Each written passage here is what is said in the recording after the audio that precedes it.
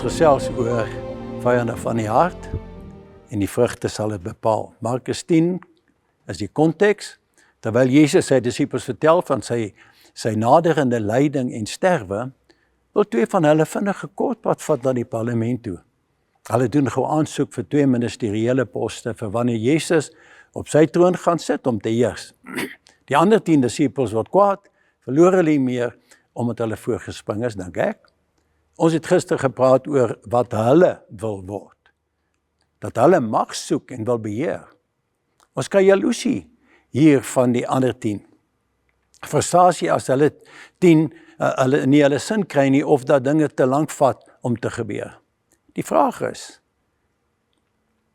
wat sit agter hierdie tipe gedrag? Lukas 6:45 sê, die goeie mens haal uit die goeie skat van sy hart tevoorskyn wat goed is. En die slegte mens haal uit die slegte skat van sy hart wat sleg is. Dit sê, uit die oorvloed van die hart spreek die mond, sê Jesus. Het is geen wonder dat Spreuke 4 al baie vroeg gewaarsku het in 23ste vers sê, bewaar jou hart meer as enige iets. Dit sê Jesus. Luister na my woorde, want dit is die lewe en dit is genesing. Ons harte ontvang en stoor van kleintyd af al die gebeure en woorde rondom ons op. Die hart is die grond waarin die saad gesaai word. Aanvaarding of verwerping, prysing of vernedering, vermaning of aanranding, respek of disrespek, waardering of minagting. Dit is saad wat groei.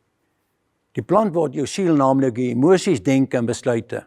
Die vrug is wat jy as mens met jou liggaam doen.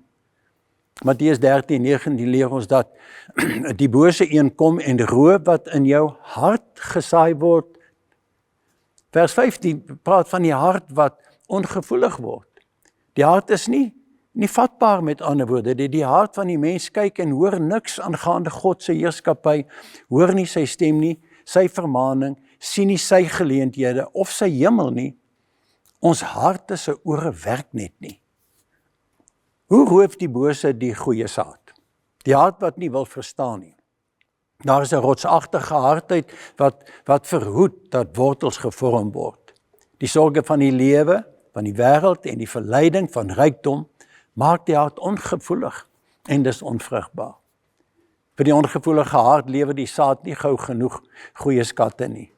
Die siel, emosies, denke en besluitneming kan dan net uit die slegte skat voortbring.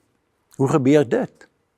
Ons bedink ons seer oor en ons herhaal dit. Dit skiet wortel in ons siel en spring uit in ons emosies.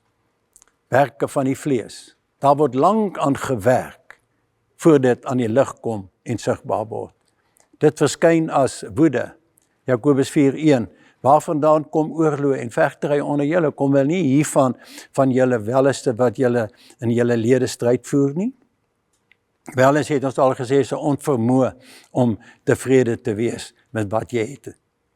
Ons kan ook Galasiërs 5 vers 19 en 20 so lang lys aanhaal, naamlik die sekssondes, die afgoderry, die afguns, die vernietigende verhoudings, oorsprong van goeie vrugte ook, naamlik liefde, blydskap, vrede, lankmoedigheid, vriendelikheid, goedheid, getrouheid, sagmoedigheid en selfbeheersing, 'n saad wat in die hart ontvang was, gegroei het in die siel, denke en emosies.